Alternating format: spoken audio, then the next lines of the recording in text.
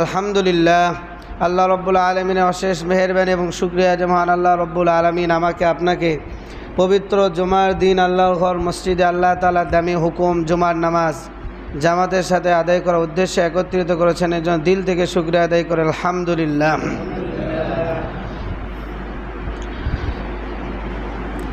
আজকে যে হাদিস নিয়ে আমরা আলোচনা করব, এই হাদিসটা অত্যন্ত গুরুত্বপূর্ণ। বর্তমান সময় এবং প্রেক্ষাপট বিশ্লেষণ করলে এই হাদিসের বাস্তবতা একবারে সামনে।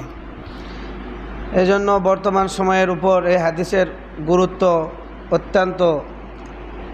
এজন্য আমরা সবাই মনোযোগ সহকারে হাদিসটা আমরা শুনবো, যাতে আল্লাহ রব্বুল আলামিন আমাদের সবাইকে কিয়ামতের এই ফিতনা এবং আজকের হাদিসের আলোচনা থেকে আল্লাহ রব্বুল আলামিন উপলব্ধি করে দুনিয়াতে জীবনযাপন করার তৌফিক দান করেন। সবাই বলেন আমিন। আল্লাহর নবী বলেন যে কিয়ামতের আগে আমার উম্মতের মধ্যে দুনিয়ার মহব্বত বেড়ে যাবে আর মৃত্যুর ভয়, মৃত্যুর প্রতি তাদের নফরত সৃষ্টি হবে। মৃত্যুকে তারা ঘৃণা করবে, মৃত্যু থেকে তারা বাঁচার জন্য আপ্রাণ চেষ্টা করবে আর দুনিয়াতে থাকার জন্য যত চেষ্টা করবে, কিন্তু মরতে চাইবে না। মৃত্যু যত সরঞ্জাম আছে সেগুলি থেকে বাঁচার জন্য তারা চেষ্টা করবে, দুনিয়ার মহব্বত বেশি করবে।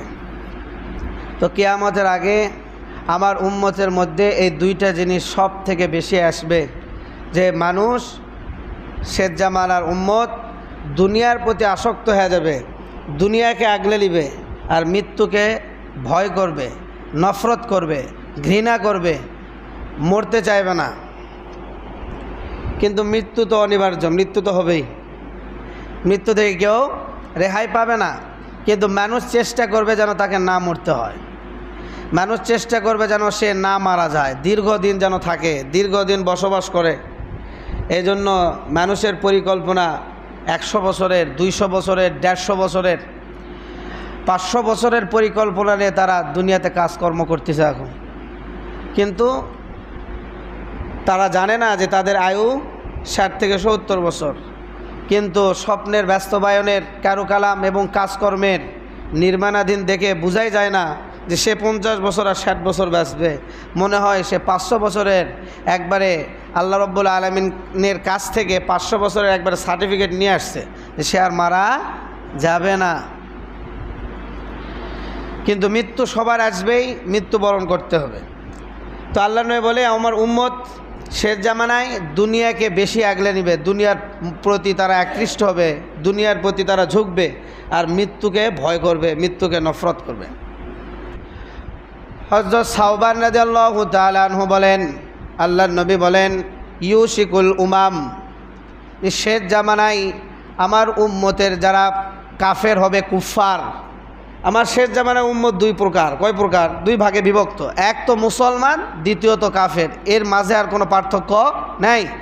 হয় সে ইমানদার হবে, মুমিন হবে, নয়তো সে কী হবে? কাফেরের অন্তর্ভুক্ত হবে। এর মাঝখানে দ্বিতীয় আর কোনো, তৃতীয় আর কোনো দল হতে পারে না। শেষ জামানায় আমার উম্মতের মধ্যে দুইটা দলেরই শুধু আবির্ভাব ঘটবে ভালোভাবে। তারা হচ্ছে এক তো মুমিন হবে, দ্বিতীয়ত কাফের হবে। মসজিদেও যাবে, মন্দিরেও যাবে, তার ব্যাপারে আল্লাহ নবী এখানে বলে নাই, তাকে উম্মতি ধরবে না। সে তো কাফেরও না, মুসলমানও না, সে হচ্ছে মুনাফেক। সে কি? মুনাফেক। আল্লাহ রব্বুল আলামিন মুমিনের মর্যাদার কথা কোরআনে বলছেন, আবার কাফেরদের শাস্তির কথা বলছেন। মুমিনের মর্যাদা সর্বোচ্চ, আবার কাফেরদের শাস্তিও সর্বোচ্চ। কিন্তু মুনাফিকের শাস্তি কাফেরদের চেয়েও সর্বোচ্চ। নাউজুবিল্লাহ। তো আল্লাহ নবী বলেন আমার উম্মত হয় মুমিন না হয় কাফের। তো শেষ জামানায় সমস্ত কাফেররা একত্রিত হবে। সমস্ত কাফের, দুনিয়ার যত কুফফার আছে, যত কাফের আছে, এখানে উম্মাতুন বলে নাই, উমামুন বলছে। উমামুন হচ্ছে উম্মাতুনের জুমা, বহু বচন, মানে সবাই। কুফফার যত আছে, সে ইহুদি হোক, সে নাসারা হোক, সে বৌদ্ধ হোক, সে হিন্দু হোক, শুধু যদি মুসলমান না হয়, মুসলমান ছাড়া যত বিধর্মী আছে তাদের ঐক্য সংগঠন হবে। হয়ে গেছে তো, আছে না? বাংলাদেশেও আছে হিন্দু, বৌদ্ধ, খ্রিস্টান ঐক্য পরিষদ আছে বাংলাদেশে। মানে মুসলিম ছাড়া যারা বিধর্মী তাদের আলাদা একটা ঐক্য পরিষদ আছে, তাদের আলাদা একটা দল আছে। তো বিশ্বের মধ্যে যত কুফফাররা আছে, যত কাফেররা আছে, যত বেঈমান আছে, যারা আল্লাহ এবং আল্লাহর নবীর দুশমন, প্রকাশ্য দুশমন, তারা পরস্পর বন্ধু হবে, হয়ে একটা দল গঠন করবে, সবাই একত্রিত হবে। ইউশিকুল উমামু আন তাদা আলাইকুম, সমস্ত দুনিয়ার কাফেররা একত্রিত হবে, একত্রিত হয়ে তোমাদেরকে ডাকবে, তোমাদের নিকটে আসবে। ইউশিকুল উমাম, সমস্ত কুফফাররা তোমাদের নিকটে আসবে, তোমাদের উপরে আসবে, তোমাদের কাছে আসবে, আসে তোমাদেরকে ডাকবে, আসো আমাদের কাছে আসো, আমরা তোমার বন্ধু, আমরা তোমার আপনজন, আমরা ছাড়া তোমরা দুনিয়াতে শান্তি উপভোগ করতে পারবে না। দুনিয়ার মধ্যে যদি শান্তিতে থাকতে চাও তাহলে আমাদের সাথে মিলে থাকতে হবে, আমরা তোমার ক্ষতি করব না। এভাবে সমস্ত দুনিয়ার কাফেররা তাদেরকে ডাক দিবে। কাদেরকে ডাক দিবে? তোমাদেরকে, তোমাদের মানে মুসলমানদের। আর উমামুন মানে কুফার। আল্লাহর নবী বলে সমস্ত কাফেররা একত্রিত হয়ে জোট গ্রহণ করবে, জোট হয়ে তোমাদেরকে ডাকবে, আসো আমাদের কাছে আসো। কিভাবে ডাকবে? কেমন আপন মনে করে ডাকবে, কত আপন করে ডাকবে, সেটা উদাহরণ আল্লাহ নবী দিছে। মানে মুসলমানকে তারা কত আপন মনে করে ডাকবে। আচ্ছা, মানুষ কখন আপন, কত আপন হলে বলে যে ভাই আসেন, একই প্লেটে খাবার খায়, একই দস্তরখানায় একই প্লেটে খাবার খাওয়া, এটা সব ঘনিষ্ঠতার অন্যতম পর্যায় না? আপনি প্লেট ভেনো করতে পারেন, সে বন্ধু, কিন্তু কোনো বন্ধুকে যদি একই প্লেটে খাবারে ভাগ দেন, যে দুইজন মিলে একই প্লেটে খায়, একটা ভাত নিলেন, নিয়ে এক জায়গায় ডাল নিলেন, নিয়ে পুরা ভাত মাখলেন, এখন আপনাকে যদি একবার উচ্চ মহব্বত না করে, সে আপনার ভাত মাখা ভাত খেতে পারবে? একই প্লেটে খাবারের ভাগ করে, এরকম ঘনিষ্ঠ বন্ধু আছে। তা আল্লাহ নবী খাবারের উদাহরণ দিলেন, কেমনভাবে তোমাদেরকে ডাকবে কাছে। কামা তাদা আল আকিলাতু ইলা কসাতিহা, যেমন তারা তাদের খাবারের ব্যাটিকে নিজের কাছে ডাকে, নিজের আকৃষ্ট করে, সেই রকমভাবে তোমাদেরকে ডাকবে। এই উদাহরণ দিয়ে আমরা দুইটা জিনিস বুঝতে পারব। আল্লাহর নবী বললেন তোমরা যেমন তোমাদের খাবারকে ডাক দাও, তেমনভাবে বলে নাই। আল্লাহর নবী বলছে যে যেমন তারা তাদের খাবারের ব্যাটিকে তাদের নিকটে ডাকে, তাদের দস্তরখানায় ডাকে, সেইভাবে তোমাদেরকে ডাকবে। এখন মনে করেন তো, খাবারের ব্যাটিকে আপনি যদি দস্তরখানায় ডাক দেন, যদি বিবিকে বলেন এই এক প্লেট ভাত দাও, আচ্ছা ভাত কি দেখার জন্য নেবেন নাকি নাড়ার জন্য নেবেন, না খাওয়ার জন্য নেবেন?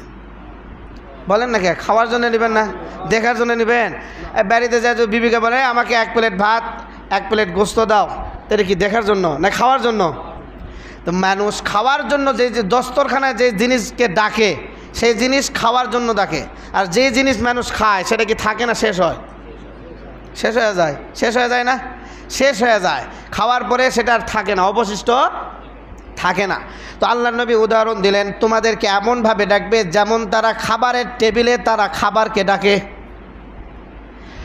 অর্থাৎ তোমাদেরকে খুব সুন্দর খাবার, যেমন সোনার পাত্রে তুলেও যদি কারো সামনে দেওয়া হয়, তাহলেও মানুষ খাবারের প্রতি দয়া দেখে তাকে রাখবে না, তাকে খেয়ে ফেল দেবে। যদি সোনার পাত্রেও যদি তাকে রাখা হয়, কোনো গোস্তকে যদি আপনি সোনার পাত্রে করে কারো সামনে দেন, আচ্ছা সে সোনার পাত্র দেখে কি গোস্ত খাবে না? না গোস্ত খাবে? তা আপনি যদি করেন আরে ভাই গোস্ত খেলেন কে, আমি কত দামি সোনার পাত্রে দিছি আপনাকে দেখার জন্য, আপনি খেলেন কে? আচ্ছা মানুষ কি দেখার জন্য দিবে? তো গোস্তকে আপনি সোনার পাত্রেই দেন আর মাটির পাত্রেই দেন, কারোর সামনে দিলে সে খাবে। তো আল্লাহ নবী উদাহরণ দিলেন খাবারের ব্যাটির মতো করে ডাকবে। তো খাবারের ব্যাটিকে যদি স্বর্ণের পাত্রেও রাখা হয় খাবারকে, তারপরেও মানুষের সামনে দিলে সে খেয়ে ফেল দিবে। অতএব হে আমার উম্মত, সমস্ত দুনিয়ার কাফেররা একত্রিত হয়ে তোমাদেরকে কাছে ডাকবে। কিসের মতো? খাবারের ব্যাটির মতো। তোমাদেরকে সুন্দর করে সুন্দর দেশ গঠন করার আশ্বাস দিবে, সুন্দর সুন্দর পোশাক দিবে, সুন্দর দালান কোটা ব্রিজ নির্মাণের অঙ্গীকার করবে, সোনার কাপড়ও পরিধান করবে, কিন্তু কাছে ডাকবে। মনে রাখো, মানুষ যেমন খাবারকে কাছে ডাকে খাওয়ার জন্য, সেই রকম কুফফারদেরকেও তোমাদেরকে আপন করে তোমাদেরকে অনেক কিছু দিয়ে তোমাদেরকে কাছে ডাকবে। তোমাদেরকে যত্ন করা নয়, তোমাদেরকে ধ্বংস করার জন্য। এটা বুঝিয়ে দিলেন এই উদাহরণ দিয়ে, যে মানুষ তারা যেমন খাবারের ব্যাটিকে নিজের কাছে ডাকে আকৃষ্ট করে খাবারের জন্য, ঠিক তেমন সমস্ত দুনিয়ার কুফফাররা একত্রিত হয়ে তোমাদেরকে ডাকবে, কাছে ডাকবে, আপন করে নিবে, তোমাদেরকে যত্ন করার জন্য নয়, তোমাদেরকে দুনিয়াতে টিকে রাখার জন্য নয়, দালান কোটা বেশি করে দেওয়ার জন্য নয়, বরঞ্চ তোমাদেরকে ধ্বংস করার জন্য ডাকবে, তোমাদেরকে নিঃশেষ করার জন্য, তোমাদেরকে খেয়ে ফেলে দেওয়ার জন্য। সাহাবা একরাম এ কথা শুনে হতাশ হয়ে গেলেন। কারণ দুর্বল তো যারা সংখ্যায় কম, বলেন না কেন, সংখ্যায় বেশি হলে শক্তি বেশি না? আর সংখ্যায় যদি কম হয় তাহলে শক্তি কি কম? একজন মানুষ আসছে আর বিপক্ষে যদি 20 জন আসে, তাহলে সে একজনের কাছে 20 জনের সাথে লড়াই করা কষ্টকর হবে না? তো সাহাবা একরাম চিন্তায় পড়ে গেলেন, তাহলে ওই অবস্থায় ওই সময় হয়তো মুসলমানের সংখ্যা কম হবে, তা না হলে কাফেররা তাদেরকে এইরকমভাবে খাওয়ার জন্য তো দেখতে পারে না। তো সাহাবা একরাম প্রশ্ন করলেন, ফাকালা কায়েল, একজন সাহাবী আল্লাহর নবীকে প্রশ্ন করলেন, ওয়ামিন কিল্লাতিন নাহনু ইয়াউমাইজিন, হে আল্লাহর নবী, যেই সময় কাফেররা আমাদের উপর চড়াও হবে, আমাদেরকে দাওয়াত দিবে, সেই সময় মনে হয় আমরা কম হব, আমরা মনে সংখ্যায় কম হব না, আমরা হয়তো সংখ্যায় কম হব, এই জন্য তারা আমাদের উপর চড়াও হবে, আমাদেরকে দাওয়াত দিবে, আমাদেরকে ধ্বংস করার জন্য চেষ্টা করবে, আমরা হয়তো সংখ্যায় কম হব। আল্লাহ নবী বললেন, কল বাল আনতুম ইয়াউমাইজিন কাসীর, না সাহাবা, সেই সময় তোমাদের সংখ্যা কম হবে না, বরঞ্চ পুরা পৃথিবীর কুফফারদের তুলনায় তোমাদের সংখ্যা দ্বিগুণ হবে। সুবহানাল্লাহ। যে সময় কাফেররা তোমাদের উপর চড়াও হবে, তোমাদেরকে দস্তরখানায় খাবারের ডাকার মতো করে তোমাদেরকে ডাকবে নিঃশেষ করে দেওয়ার জন্য, খাওয়ার জন্য, সেই সময় তোমাদের সংখ্যা কম হবে না, বরঞ্চ কাফেরদের চেয়েও বেশি হবে, কাফেরদের চেয়েও বেশি হবে। তাহলে এখন আবার সাহাবা একরামের ভিতর প্রশ্ন জাগলো যে হুজুর, যদি সংখ্যায় কমই না হয়, কাফেরদের চেয়েও যদি সংখ্যায় বেশি হয়, তাহলে কাফেরদের থেকে তারা কেন ভীত থাকবে? কাফেররা কেন তাদের উপর চড়াও হবে? কেন মুসলমানদের উপর কাফেররা রাজত্ব করবে? কেন মুসলমানের উপর কাফেররা রাজত্ব করবে, তাদেরকে শাসন করবে? কেন কাফেররা মুসলমানদের উপর এইরকম করবে? কি জন্য? তারা তো সংখ্যায় বেশি হবে। ওয়ালাকিন্নাকুম গুসাউন কাগুসাইস সাইল, আল্লাহর নবী এমন একটা উদাহরণ দিলেন, বুঝতে হবে উদাহরণ। আল্লাহর নবী বলেন, তোমরা সংখ্যায় বেশি হবা ঠিক, কিন্তু তোমাদের উদাহরণ হবে নদীতে চলমান পানি। বন্যা হলে পানি হয় না, অনেক সময় সারা বছর যদি পানি না হওয়ার কারণে নদীতে কচুরি ফেনা জমে যায় না, কচুরি জমে যায়, কিন্তু হঠাৎ করে যখন আবার পানি হয়, পুরা নদীতে কচুরি ফেনা কি যায়, স্রোত যায়। যেমন এই সিজনে যখন প্রথম বৃষ্টি হয়, এরপরে নাগর নদীতে যা প্রথমে দেখা গেছে যে একবার কচুরি ফেনাতে ভরে গেছিল, একবার কচুরিতে পুরা নদী পানি দেখাই যায় না, শুধু উপরে কি কচুরি আর কচুরি পানা, ময়লা একবারে নাগর নদী ভরে গেছিলো, কারণ সারা বছর জমে গেছে, হঠাৎ শুরুতে পানি হওয়ার কারণে বন্যায় একবার সব ময়লা বের হয়ে গেছে। তো আল্লাহ নবী বলেন, ওয়ালাকিন্নাকুম গুসাউন কাগুসাইস সাইল, সয়লাব পানি, প্রবাহমান পানি অল্প, নিচে অল্প পানি আছে, কিন্তু উপরে অনেক ময়লা জমে গেছে। এখন একটু মাথা খাটান তো, ময়লা একা যেতে পারবে না, পানি গেলে ময়লা যাবে? বলেন, পানি যাওয়া লাগবে না গেলে ময়লা যেতে পারবে? ময়লা চলার ক্ষমতা রাখে না যতক্ষণ পর্যন্ত পানি না চলে। আল্লাহ নবী এটা ভেঙে দেয় নাই, শুধু বলছে যে সাহাবাত, আমার উম্মতের অবস্থা হবে সাইলাব পানি, চলমান পানির উপর ময়লার মতো, চলমান পানির উপরের ময়লার মতো, মানে এইরকম পানির উপরে অনেক ময়লা, নিচে একটু পানি আছে কিন্তু উপরে অনেক ময়লা জমছে। ময়লা বেশি হলেও ময়লার কোনো ক্ষমতা নাই চলার, যতক্ষণ পর্যন্ত নিচের পানি না চলবে। নিচের পানি যতক্ষণ পর্যন্ত না চলবে ততক্ষণ পর্যন্ত উপরের ময়লা চলতে পারবে না, কারণ ময়লার ক্ষমতা নাই। তো আমার সাহাবা, ওই সময় আমার মুসলমান উম্মতরা এমন হবে, সংখ্যায় অধিক হবে, সংখ্যায় অনেক বেশি হবে, কিন্তু তারা কাফেরদের ইশারা ছাড়া চলতে পারবে না, কাফেরদের কথা ছাড়া চলতে পারবে না, কাফেরদের কথা ছাড়া তাদের কদম নড়বে না, কাফেরদের কথা ছাড়া তাদের জবান নড়বে না, হাত নড়বে না, কলম নড়বে না। তারা ওই সয়লাব পানির মতো, প্রবাহমান পানির উপরে ময়লার মতো হয়ে থাকবে। সংখ্যায় বেশি হবে কিন্তু পানি না চললে তারা চলতে পারবে না, কাফেররা না বললেও তারা কিছু করতে পারবে না। সেই অবস্থা হয়ে যাবে মুসলমানদের, যে সংখ্যায় বেশি হবে কিন্তু প্রবাহমান পানির উপর ময়লা জমলে, যেমন ময়লা বেশি হলেও ময়লার কোনো ক্ষমতা থাকে না, পানি না চলা পর্যন্ত সে চলতে পারে না, ঠিক তেমন কাফেররা না কিছু বলা পর্যন্ত, না করা পর্যন্ত, তারা ইশারা না দেওয়া পর্যন্ত মুসলমানরা ওকে জোহা যাবে, চলতে পারবে না। এখন চিন্তা করে দেখেন, বর্তমান বিশ্বে পুরা পৃথিবীর রাজত্ব কারা করতেছে, মুসলমান না কাফের? আমরা যেই দিকে যেই জিনিসের আমরা অকেজু, যেই জিনিস না হলে আমরা অকেজু, সেটা কাদের নিয়ন্ত্রণে? কাফেরদের। কাদের নিয়ন্ত্রণে? কাফেরদের। মিডিয়া কাদের নিয়ন্ত্রণে? কাফেরদের। এরপরে পুরা বিশ্ব ব্যাংক আপনাকে ঋণ দিবে, আপনার দেশকে একবারে দেউলিয়া বানিয়ে দিবে, আবার কোনো দেশকে ধনী বানিয়ে দেবে। এই যে টাকা ঋণ দেওয়া বা ঋণ নেওয়া, এই দায়িত্ব কাদের হাতে? পুরা বিশ্বের মার্কেটিং ব্যবস্থা কাদের হাতে? ইনপোর্ট, তারপরে আপনার আমদানি রপ্তানির এই যে ব্যবস্থা, এটা কাদের হাতে? ডলারের মেন উৎস আমেরিকা। আপনি ডলার ছাড়া কোনো বৈদেশিক দেশের সাথে আপনি লেনদেন করতে পারবেন না। আপনাকে অন্য দেশের কাছ থেকে কোনো কিছু ক্রয় করতে হলে বাংলার 10 টাকা 20 টাকা দিয়ে কিনতে পারবেন না, ডলার দিয়ে কিনতে হবে। আচ্ছা বলেন, ডলারের মালিক কি, মুসলমান না কাফের? কারা? মুসলমানরা তো ছিল স্বর্ণের মালিক, দেরহামের মালিক ছিল তারা, কিন্তু কাফেররা এটাকে চেঞ্জ করে ডলারের মালিক হয়ে গেছে কাফেররা। এখন পুরা বিশ্বের সাথে লেনদেন করতে গেলে আপনি পার্শ্ববর্তী ইন্ডিয়ার সাথেও যদি পেঁয়াজ কিনতে যান, তাহলে ইন্ডিয়ার টাকা বা বাংলাদেশের টাকা দিয়ে কিনতে পারবেন না। কী দিয়ে কিনতে হবে? ডলার দিয়ে। তো ডলার কি আমাদের নিয়ন্ত্রণে না আমেরিকার নিয়ন্ত্রণে? আমেরিকার নিয়ন্ত্রণে। তো মানুষকে জিম্মি করে দিছে। এখন সব কিছু বিধর্মীদের নিয়ন্ত্রণে, সব কিছু বিধর্মীদের নিয়ন্ত্রণে চলে আসে। এই যে পুরা বিশ্বে আমরা মুসলমান বলি আর হিন্দু আর যেই বলি, সব মানুষ আমরা এখন অনলাইনমুখী। কিসের মুখী? অনলাইন ছাড়া আমাদের চলে না। অনলাইনে লেনদেন, বিকাশে লেনদেন, ব্যাংকে অনলাইনের মাধ্যমে লেনদেন। এখন আর চিঠি দেয় না মানুষ, জিমেল দেয়, ফেসবুকে লেখালেখি, সোশ্যাল মিডিয়া ব্যবহার, যা কিছুই অনলাইন। বলেন তো এই অনলাইনের মালিক, ইন্টারনেটের মালিক কি, মুসলমান না কাফেররা? কাফেররা। কারা? এই জন্য আপনি ইসলামের কিছু লিখবেন তো ফেসবুক আপনার কন্টেন্টকে বন্ধ করে দিবে।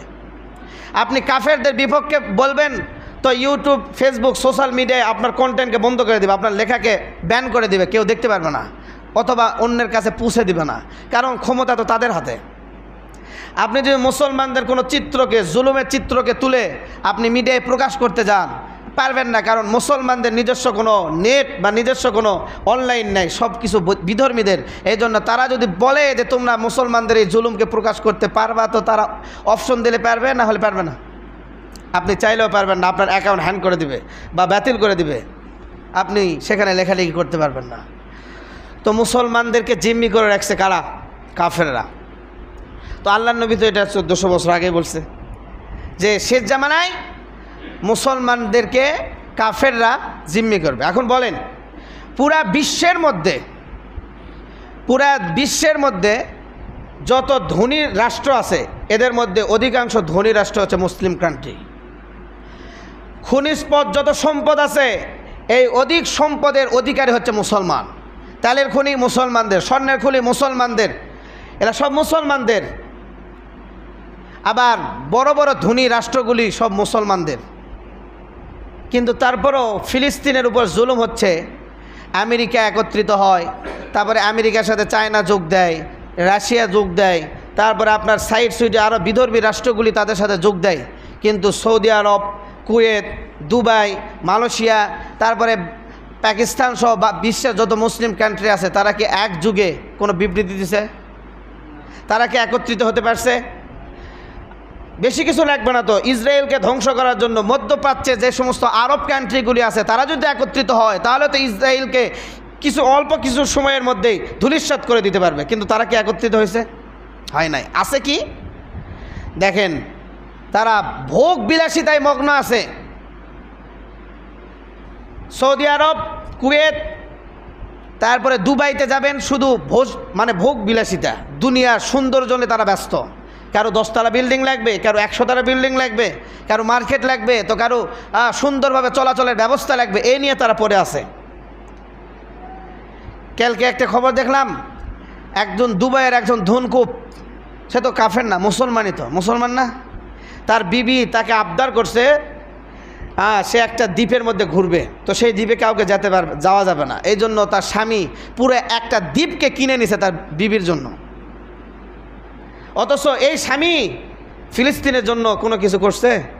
করা নেই। তো তারা দুনিয়ার মোহে পড়বে, দুনিয়ায় ব্যস্ত হয়ে গেছে, আর কুফফারদের সাথে হাত মিলাচ্ছে, ইহুদিদের সাথে হাত মিলাচ্ছে। যে সৌদি আরব মূর্তি ভাঙার জন্য আল্লাহর নবী মদিনা থেকে আসার পরে মক্কা বিজয় করে কাবা ঘরের ভিতরে ঢুকে মূর্তিগুলোকে ধ্বংস করছে, সেই সৌদি আরবে মূর্তির মন্দির তৈরি করা হয়েছে। হিন্দুদের জন্য পূজা করার মন্দির করা হয়েছে, খ্রিস্টানদের পূজা করার জন্য গির্জা করা হয়েছে। তো তারা কাফেরদের সাথে মিলে গেছে, কাফেরদেরকে বন্ধু বানাই দিছে, তারা কাফেরদেরকে আপন করে নিচ্ছে। তো সংখ্যায় বেশি হবে মুসলমান, কিন্তু ওই ময়লার পানির মতো হবে। ওয়ালা ইয়ানজিআন্নাল্লাহু মিন সুদুরি আদুবিকুমুল মাহাবাতা মিনকুম। আল্লাহর নবী বলে, হে আমার সাহাবা, ওই সময় আমার উম্মতের অবস্থা বেশি হবে, কিন্তু কাফেররা শক্তিশালী হবে আর মুসলমান দুর্বল হবে। তার আরেকটা কারণ হচ্ছে ওয়ালা ইয়ানজিআন্নাল্লাহু মিন সুদুরি আদুবিকুম। আল্লাহ রাব্বুল আলামিন তোমাদের দুশমন, তোমাদের যারা শত্রু, তারা কাফের কুফফার, তাদের অন্তর থেকে তোমাদের ভয়টাকে তুলে নিবে, ধ্বংস করে দেবে। তাদের ভিতরে তোমাদের আর কোনো ভয় থাকবে না। যেমন আগেকার কাফেররা সাহাবাদেরকে দেখলে নাম শুনলে ভয়ে কম্পিত হচ্ছিল, ভয় খাচ্ছিল। উমরের নাম শুনলে কাফেররা ভয়ে আতঙ্কিত হয়ে যাচ্ছিল, উমরের সামনে যেতে পারতো না, আলীর সামনে যেতে পারতো না, আমর ইবনে আব্দুল আজিজের সামনে যেতে পারতো না কোনো কাফেররা। যদি বলতো যদি উমুক বাদশার বাহিনী আসতেছে, তো কাফেররা ভয়ে আতঙ্কিত থাকতো। কিন্তু আজকে মুসলমানদের ভয় ডর কাফেরদের মনে নাই, কারণ তারা কথায় কথায় এখন হুমকি দেয়। যেমন ইন্ডিয়াতে আল্লাহর নবীকে নিয়ে কটূক্তি করছে একজন হিন্দু পাদ্রী, কটূক্তি করার পরে সরকারি দলের একজন লোক আবার বক্তব্য দিচ্ছে, যদি বেশি বাড়াবাড়ি করেন তাহলে মসজিদে গিয়ে তোমাদেরকে খুঁজে খুঁজে মারা হবে। হুমকি দিচ্ছে না? কাফেররা মুসলমানদেরকে হুমকি দেয়, কাফেররা মুসলমানদেরকে হুমকি দিচ্ছে মসজিদে গিয়ে তোমাদেরকে খুঁজে খুঁজে হত্যা করা হবে। অথচ তারা ভুলে গেছে যে মুসলমান কারা। আজ থেকে বেশি দিন না, 100 বছর আগেই পুরা বিশ্বের শাসন করছে যে একটা উসমানী খেলাফত ভাঙ্গে 64টা রাষ্ট্র কায়েম হয়েছে। সে উসমানী খেলাফত বেশি দিন হয় না, 1900 সালেই ভঙ্গ হয়ে 1919-এর পর থেকে গণতন্ত্র কায়েম হয়েছে। সেই উসমানী খেলাফতেরা ভুলে গেছে, মুসলমানদের সোনালী যুগের সেই রাজত্বকে এরা ভুলে গেছে। এরা মনে করছে যে মুসলমান হয়তো এমন যে ফু দিলাম আর উড়ে গেল। তবে এখনকার মুসলমান এমনই, এই জন্য তারা সাহস পাইছে যে মুসলমানদেরকে হুমকি দিচ্ছে যে মসজিদে গিয়ে তোমাদেরকে খুঁজে খুঁজে মারা হবে। তো আল্লাহর নবী বলে, ওই সময় তোমাদের দুশমনদের মন থেকে তোমাদের ভয়কে তুলে নিবে আল্লাহ তাআলা। এখন কাফেরদের মনে মুসলমানদের নিয়ে আর কোনো ভয় নাই, কারণ মুসলমান নারায়ে তাকবীর দিলে কাফেররা হাসে। মুসলমান এখন নারায়ে তাকবীর দিলে কাফেররা কী করে? হাসে। আর এক সময় মুসলমান মেসওয়াক নিয়ে মেসওয়াক করছে, তো কাফেররা ভয়ে দৌড় মারছে। আর এখন ময়দানে মুসলমান নারায়ে তাকবীর বলে আর মুস্কি মারে কাফেররা কি হাসে, কারণ তারা জানে এদের এই তাকবীর সাময়িক সময়ের জন্য, কারণ পুলিশে একটা গুলি করলেই এই তাকবীর ছুটে যাবে, এরা পিছন দিক দিয়ে দৌড় মারবে। এদের আন্দোলন শুধু ফেসবুক আর ময়দানে রাস্তাঘাটে, কিন্তু এদেরকে ময়দানে একবারে মুখোমুখি সংঘর্ষ করতে দিলে এরা ভয়ে ঘরের ভিতর ঢুকবে, এরা সামনে আসবে না। এই জন্য কাফেররা তাকবীর শুনে এখন হাসে। অথচ একসময় মুসলমানদের তাকবীর এত পাওয়ারফুল ছিল যে মুসলমান যখন নারায়ে তাকবীর আল্লাহু আকবার বলতো, তখন কাফেরদের বড় বড় সিংহাসন কাঁপনি শুরু হয়ে যাচ্ছিল, কাঁপনি কম্পন সৃষ্টি হচ্ছিল কাফেরদের অন্তরে মুসলমানদের নারায়ে তাকবীরের ধ্বনি শোনার পরে। আল্লাহর নবী বলে, তোমাদের অন্তর থেকে তোমাদের কাফেরদের অন্তর থেকে তোমাদের ভয়কে দূর করে দিবে আল্লাহ তাআলা। সাহাবা একরাম খুব চিন্তায় পড়ে গেলেন, আল্লাহর নবীকে বললেন, ইয়া আল্লাহর রাসূল, আমরা এই সংখ্যায় বেশি হব, তারপর মুসলমানদের অন্তরে আমাদের ভয় কেন থাকবে না? ওয়ালা ইয়াকযিফান্নাল্লাহু ফি কুলুবিকুমুল ওয়াহন,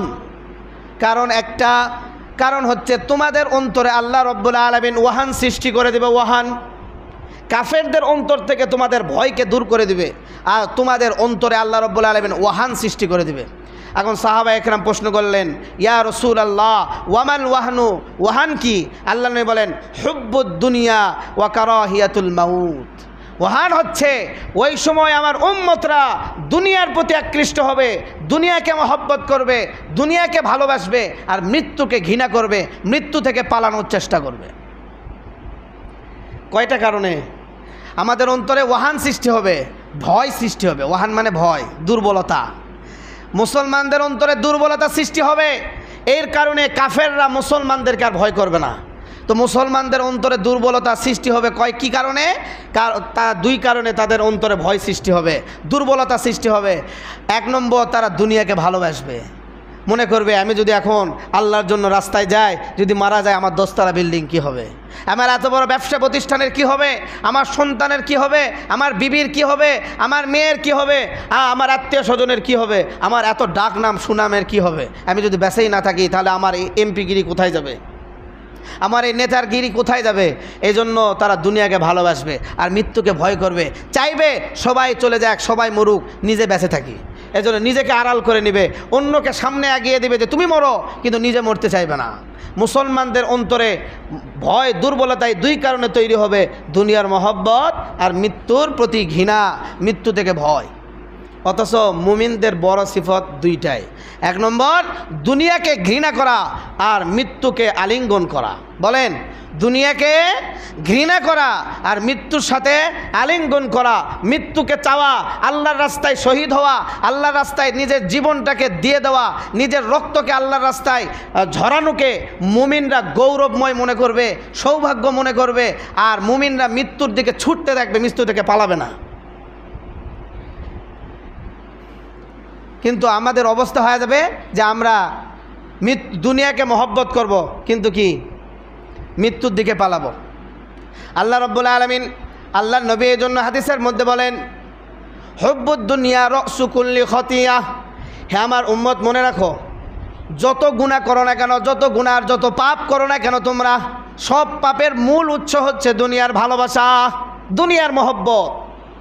তোমার সম্পদের মহব্বত, তোমার বিল্ডিংয়ের মহব্বত, তোমার বিবি বাচ্চার মহব্বত, তোমার সন্তানাদের মহব্বতের কারণেই তুমি গুনার কাজে লিপ্ত হবা, তুমি সুদ খেতে বাধ্য হবা, তুমি ঘুষ খেতে বাধ্য হবা, তুমি অন্যায় করতে বাধ্য হবা, অন্যের জমি দখল করতে বাধ্য হবা, অন্যকে হত্যা করতে বাধ্য হবা।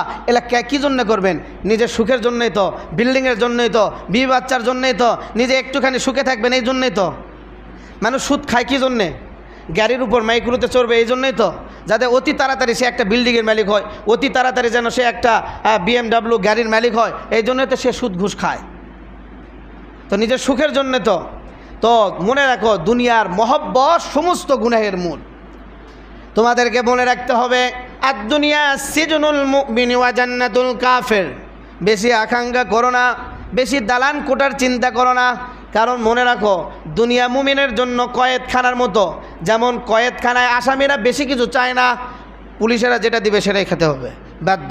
বেশি আশা নাই, বেশি চাওয়া নাই, শুধু একটুখানি সকাল হবে, আবার রাত কিভাবে হবে, আর কতদিন আছে, শুধু দিন গুনতে থাকে, কবে বের হবো, কবে বের হবো, কবে বের হবো। বলেন তো, জেলখানায় যারা থাকে তারা দিন গোনে না? গোনে না। আল্লাহ নবী হাদিস দিয়ে বুঝে দিলেন যে তোমরা দুনিয়াতে, মুমিনরা দুনিয়াতে কয়েদখানার মতো, অর্থাৎ সামান্য কিছু পাবে, খাবে, আর জেলের ভিতরে থাকবে, আর শুধু দিন গুনবে কবে মৃত্যু হবে আর আল্লাহ তাআলার সাথে সাক্ষাৎ হবে। সুবহানাল্লাহ, কবে মৃত্যু হবে আর আল্লাহ তাআলার সাথে কী হবে? সাক্ষাৎ হবে। দিন গুনতে থাকবে। কিন্তু আমরা কি দিন গুনি? আমরা কই যে কবে বিল্ডিং করব, কবে এটা করব, মানে বুড়াজি হচ্ছে এটা চিন্তা নাই, মানে সামনে কিভাবে আগানো যায় এই চিন্তায় আছি, সামনে কিভাবে আগানো যায় এই চিন্তায় আছে, কিন্তু বুড়াজি হচ্ছে এই চিন্তাই নাই। তো এই জন্য আমাদেরকে চিন্তা করতে হবে, আমরা কয়েদখানায় আছি। আমাদের দিন গুনতে হবে সুন্দর বিল্ডিংয়ের জন্য নয়, আমাদের দিন গুনতে হবে কবে মারা যাবো আর আল্লাহ তাআলার সাথে সাক্ষাৎ হবে। অতএব তোমরা দুনিয়াতে বেশি ভোগবিলাসিতার আশা করো না, আর কাফেরদেরকে করতে দাও। কারণ জান্নাতুল কাফের, দুনিয়া হচ্ছে জান্নাতে, কাফেরদের জন্য কি? জান্নাত। কাফেরদের জন্য জান্নাত স্বরূপ। আল্লাহ নবী বলেন, দুনিয়ার যদি কোনো মহব্বত, দুনিয়ার কোনো মূল্য যদি আল্লাহ তাআলার কাছে থাকতো, তাহলে মশার পাখা পরিমাণ মূল্য যদি আল্লাহ তাআলার কাছে থাকতো, তাহলে কোনো কাফেরদেরকে আল্লাহ রাব্বুল আলামিন এক গ্লাস পানিও পান করাতেন না। তার মানে কি? আল্লাহ তাআলার কাছে দুনিয়ার কোনো মূল্য নেই। আল্লাহ নবী মদিনা দিয়ে এক জায়গায় যাচ্ছেন, সাথে অনেকজন সাহাবা ছিল। পথে মধ্যে এক জায়গায় দেখে একটা বকরির ছোট বাচ্চা পড়ে আছে, মারা গেছে। ছোট একটা বকরির বাচ্চা মারা গেছে। আবার সেই বকরির একটা খুদ আছে, সে খুদ হচ্ছে কান ছোট ছোট। বকরির কান কি একটা ছোট ছোট, এক তো মরে গেছে, দ্বিতীয়ত কান কি ছোট। তা আল্লাহ নবী ওই বকরির বাচ্চা, মরা বকরির বাচ্চার কাছে যা দাঁড়ালেন, দাঁড়ায় সাহাবাদেরকে জিজ্ঞেস করলেন, তোমাদের মধ্যে কে আছো যে এই বকরির বাচ্চাকে কিনে নিবা? সাহাবা একরাম বললে, ইয়া রাসূলুল্লাহ, এটা টাকা দিয়ে তো এমনি দিল তো এটাকে কেউ নিবে না, এটা তো মারা গেছে। তারপর আল্লাহ নবী বললেন, তোমাদেরকে যদি টাকাতে কেউ কিনে নিবা নাকি? সাহাবা একরাম না না, টাকাতে কেউ কিনে নিবে না। তা আল্লাহ নবী আবার প্রশ্ন করলেন, তাহলে এমনি কেউ নিবা? এমনি নাও। তো সাহাবা একরাম বললে, ইয়া রাসূলুল্লাহ, এমনিও তো কেউ নিবে না।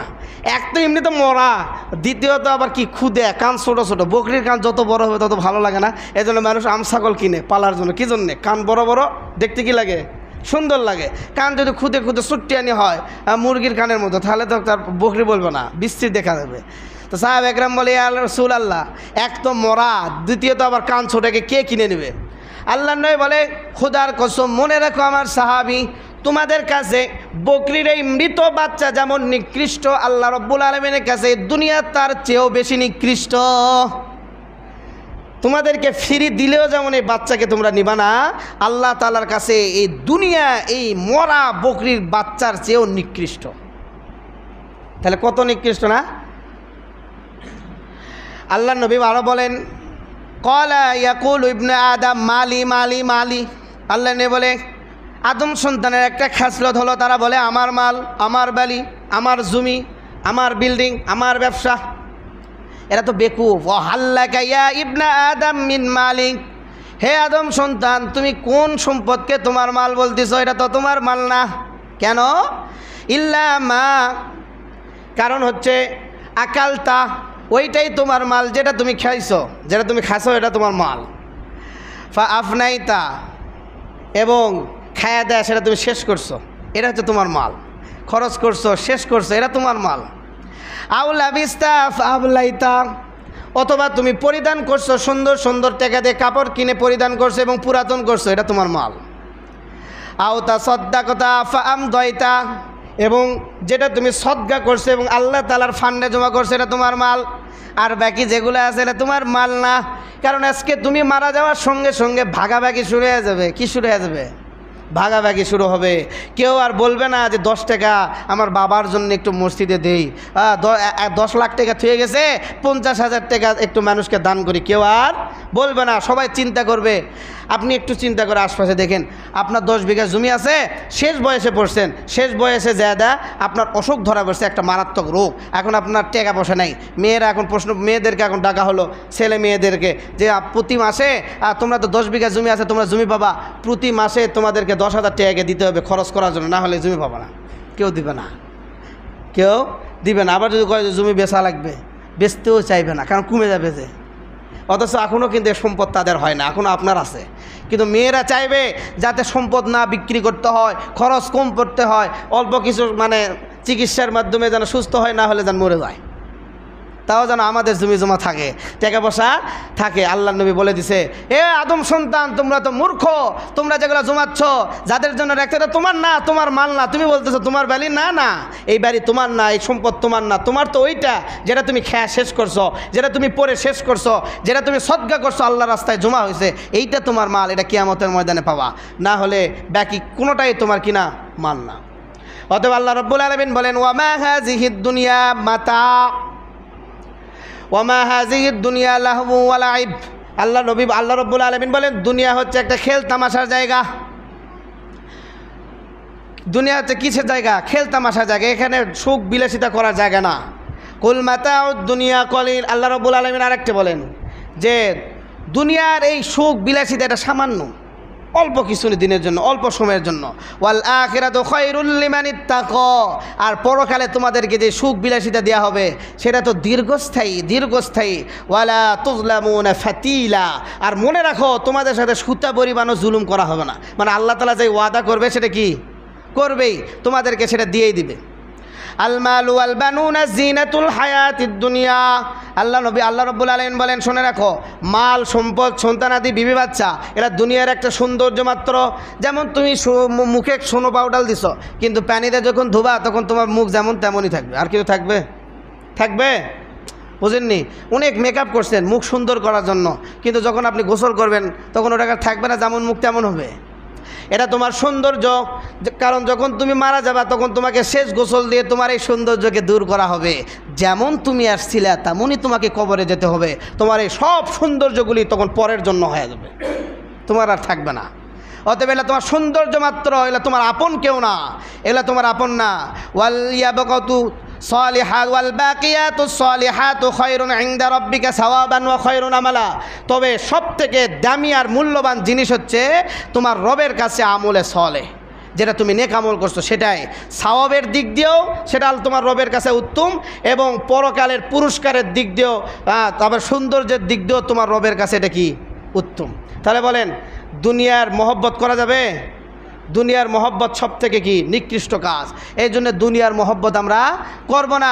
মৃত্যুকে আলিঙ্গন করার চেষ্টা করেন, মৃত্যুকে কখনো ভয় করে না মুসলমান, মৃত্যুকে ভয় করে না। কারণ আল্লাহ রাব্বুল আলামিন বলে দিয়েছেন, ওয়ালা তাকুলু লিমান ইউকতালু ফি সাবিলিল্লাহি আমওয়াত বাল আহইয়াউ ওয়ালাকিন লা তাশউরুন। হে নবী, তাদেরকে বলে দেন তারা যেন তাদেরকে মৃত না বলে। কাদেরকে? ওয়ালা তাকুলু লিমান ইউকতালু ফি সাবিলিল্লাহ, যারা আল্লাহর রাস্তায় নিজের জীবন দিয়ে শহীদ হয়েছে তাদেরকে যেন তারা মৃত্যু না বলে, মৃত না বলে।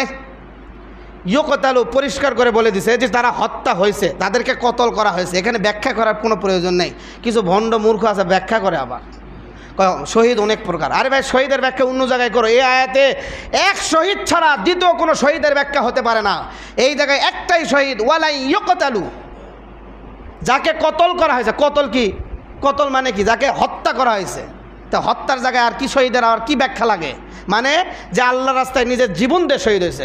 এখন এটা এখন লাগিয়ে দিচ্ছে, যাই রাস্তায় যা অ্যাক্সিডেন্ট হয়ে মারা গেছে তাই শহীদ, তাকেও তোমরা মৃত্যু করো না। আরে মূর্খের ঘরের মূর্খ, এই রাস্তায় যা মরে গেছে গান শুনতে শুনতে, এক তো মরে গেছে এমনি না হয় শহীদ হয়েছে, বুঝলাম, তাকে শহীদের মর্যাদায় তুমি দিতে পারো, যেহেতু রোড অ্যাক্সিডেন্ট মানে শহীদ মর্যাদা। কিন্তু এই শহীদ আর কোরআনের এই বর্ণিত শহীদ এক নয়। এটা হচ্ছে রাস্তায় মরে গেছে, আর এ হচ্ছে আল্লাহর রাস্তায় যা তাকে হত্যা করা হয়েছে। পানিতে ডুবে মরলে এই শহীদ নয়, আগুনে পুড়লে এই শহীদ নয়, দাগ পরে মরলে এই শহীদ নয়, দুনিয়া সমস্ত অকাঙ্ক্ষিত মৃত্যুর এই শহীদ নয়। এই শহীদ শুধু একজনের জন্যই খাস, সে হচ্ছে আল্লাহর রাস্তায় কাফেরদের সাথে মোকাবেলা করতে যা মৃত্যুবরণ করবে, সে হচ্ছে এই শহীদ। আল্লাহর নবী বলেন যে পরকালে, সময় বেশি হচ্ছে মানে একটু এটা বলে আমি শেষ করতেছি। আল্লাহর নবী বলেন শহীদের মর্যাদা এমন হবে যে শহীদকে তোমরা মৃত বলো না। কারণ অন্যর যারা মারা যায় তাদের মৃত্যু আর শহীদের মৃত্যুর পার্থক্য আছে। কারণ আমরা মারা গেলে আমাদের দুইটা অবস্থা হবে, এক ইল্লিয়িন হবে না হলে সিজ্জিন হবে। এই দুটার অন্য কিছু হবে না, হয় ইল্লিয়িনে যাব না হলে কোথায় যাব? সিজ্জিনে। হয় আযাবের ঘাটিতে থাকবো না হলে শান্তির ঘাটিতে থাকবো। এই দুটার পার্থক্য হবে, এই দুটা ছাড়া কিছু হবে না। কিন্তু আল্লাহর নবী বলেন শহীদদের এই দুই জায়গা হবে না। তো শহীদদের কি হবে? শহীদদের হবে কি? আল্লাহর নবী বলে যখন কেউ আল্লাহর রাস্তায় নিজের জীবন দিয়ে মারা যায় তখন তাদের রুহটা একটা সবুজ পাখিতে রূপান্তরিত হয়। সুবহানাল্লাহ! কি পাখিতে? সবুজ পাখিতে রূপান্তরিত হয়। হওয়ার পরে এই পাখি আমাদের মরার পরে ফায়সালা হবে, ডান হাতে আমল নামে আসবে, তারপর জান্নাত দেখার সৌভাগ্য হবে, এর আগে না। কিন্তু আল্লাহ নবী বলেন যে মারা গেল আল্লাহর রাস্তায় শহীদ হলো, তার জান সবুজ পাখিতে রূপান্তরিত হবে এবং সে যখন মন চাইবে জান্নাতের ভিতর ঘোরাফেরা করবে। সুবহানাল্লাহ! তাকে কেউ বাধা দিতে পারবে না জান্নাতে যাওয়ার জন্য। তার জন্য বিচারের কার্যালয় দরকার নাই, হাসর ময়দান দরকার নাই, সে আগেই পাখি হয়ে জান্নাতে ঘুরবে। শুধু তাই নয়, আল্লাহ নবী বলে এই পাখি হইতে উঠতে উঠতে আরশে আজিমের নিচে একটা জায়গা আছে, আপনাদেরকে আমি শুনাইছিলাম সিদরাতুল মুনতাহা, মেরাজের ঘটনায়, নাম শোনেননি? সিদরাতুল মুনতাহা আরশের নিচে একটা জায়গা, যেটা শেষ প্রান্ত। এই সিদরাতুল মুনতাহা একটা গাছ আছে, বড়ির গাছ বলছিলাম। এই বড়ির গাছের পাতাতে ঝাড়বাতির মতো ঝাড়বাতি লাগানো আছে, টিপ টিপ করে জ্বলে। তা আল্লাহ নবী বলে এই পাখি ওই সিদরাতুল মুনতাহায় অর্থাৎ আরশের নিচে ঝাড়বাতির ভিতর ঢুকে আল্লাহ তাআলার সাথে কথা বলবে। আল্লাহ ডাক দিয়ে বলবে, হ্যাঁ আমার মুমিন বান্দা, তোমরা কি চাও? তো যে আল্লাহর রাস্তায় শহীদ হয়েছে সে আল্লাহকে ডাক দিয়ে বলবে, আল্লাহ আমি আর আপনার কাছে কিছু চাওয়া নাই, আমার সব পূর্ণতা হয়ে গেছে। কারণ আপনি আমাকে যেই মর্যাদা দিয়েছেন দুনিয়ার বুকে আপনি আর কাউকে এমন মর্যাদা দেন নাই, কোনো নবী রাসূলকে এই মর্যাদা দেয় নাই। মনে রাখবেন, কোনো নবী রাসূলের কথা তো আল্লাহ রাব্বুল আলামিন বলে নাই যে নবী ডাইরেক্ট তাদেরকে মৃত বলো না, কোনো নবী মারা যায়নি তাদেরকে মৃত বলো না, এটা বলে নাই। কিন্তু আল্লাহ রাব্বুল আলামিন ডাইরেক্ট বলে দিয়েছে যারা আমার জন্য মৃত্যুবরণ করছে তাদেরকে তোমরা মৃত বলো না। আর আল্লাহ রাব্বুল আলামিন বলে নাই যে নবীদের রূহ কী হবে, পাখি হবে। শহীদদের সাথে কথা বলতেছে। এরপরও আল্লাহ রাব্বুল আলামিন আবার জিজ্ঞাসা করবে যে তারপরও তোমাদের কোনো চাওয়া আছে নাকি? তো কি চাইবে? জান্নাত। বলেন তো কি চাইবে? তখন এই শহীদরা এমন একটা জিনিস চাইবে, কি চাইবে? তো শহীদরা বলবে, আল্লাহ যদি আপনার কিছু আমাদেরকে দিতে হয় তাহলে আবার আপনি আমাদেরকে জীবন দেন, আমরা দুনিয়াতে যে আপনার জন্য আবার জীবন দিব। সুবহানাল্লাহ। যদি আমাদেরকে আপনি আরেকবার কিছু দিতে চান তাহলে আবার জীবন দেন, দুনিয়াতে যায় আবার আপনার জন্য শহীদ হই। আল্লাহ রাব্বুল আলামিন বলবে, বান্দা এটার ক্ষমতা আমার আছে কিন্তু এটার ওয়াদা আমার নাই, কারণ দ্বিতীয়বার দুনিয়াতে পাঠানোর কথা আমি আর ওয়াদা করি না, অতএব তোমাদেরকে দুনিয়াতে আর আমি পাঠাতে পারবো না। তাহলে শহীদের মর্যাদা কত বড়। তো মুমিন তো শহীদের আকাঙ্ক্ষা মনে রাখে। সাহাবা একরামের ঘটনা শুনছেন, বাসর রাত থেকে ছুটে গেছে, মারা গেছে। বিবাহের জন্য সরু সামার কেনার জন্য তাকে টাকা দেওয়া হয়েছে, সে তরবারি কিনে শহীদ হয়েছে। অসংখ্য সাহাবীদের ঘটনা যারা শহীদ হওয়াটাকে নিজের সৌভাগ্য মনে করছে। কিন্তু আমরা আল্লাহর নবীকে আমার সামনে গালি দেওয়া হচ্ছে, ইসলাম নিয়ে আমার সামনে কটূক্তি করা হচ্ছে, মসজিদ নিয়ে আমার সামনে কটূক্তি করা হচ্ছে। জবানে তালা, কিছু বলার সাহস পায় না, বললে মনে করে জেলে নিয়ে যাবে, ধরবে, ফাঁসি দিবে, ভয় বেশি। হ্যাঁ, দুনিয়ার লোভ বেশি, দুনিয়ার আকাঙ্ক্ষা বেশি। তো মুমিনকে মৃত্যুর আকাঙ্ক্ষা করতে হবে, শহীদ মর্যাদার আকাঙ্ক্ষা করতে হবে। সবাই শহীদের জন্য দোয়া করবেন তো ইনশাআল্লাহ। আমাদের মৃত্যুর একটাই চাওয়া, ইয়া আল্লাহ যদি আমাদেরকে আপনি ইমানি মৃত্যু দেন তো শহীদই মৃত্যু দেন। কি মৃত্যু? শহীদই মৃত্যু দান করেন, যাতে আপনার রাস্তায় আপনার জন্য নিজের জীবনটাকে দিতে পারি। আল্লাহ রাব্বুল আলামিন আমাদের সবাইকে আল্লাহর রাস্তায় কবুল করে। সবাই বলেন আমিন। সমস্ত বিধর্মী কুফফারদের মনে যেন আমাদের নিয়ে ভয় সৃষ্টি হয়, এই জন্য সর্বদা জিহাদের আকাঙ্ক্ষা নিয়ে থাকবেন। যখন আল্লাহ রাব্বুল আলামিনের কোনো হুকুম আসবে, যাতে নিজের জীবনকে হাতে নিয়ে আল্লাহর রাস্তায় বের হয়ে আল্লাহর রাস্তায় নিজের জীবনটাকে দিতে পারি। আল্লাহ রাব্বুল আলামিন আমাদের সবাইকে শহীদ হওয়ার তৌফিক দান করুক এবং কাফেরদের সাথে বন্ধুত্ব হওয়া থেকে বিরত রাখুক। কাফেরদেরকে বন্ধু ভাববেন না, কোনো হিন্দু বৌদ্ধ খ্রিস্টান এদেরকে বন্ধু বানাবেন না। মুসলমানের বন্ধু হবে, কোনো কাফের বৌদ্ধ হিন্দু কারো বন্ধু হতে পারে না। আল্লাহ রাব্বুল আলামিন আমাদের সবাইকে আমল করার তৌফিক দান করুন। আমিন ওয়া আখিরু দাওয়ানা আলহামদুলিল্লাহি রাব্বিল আলামিন।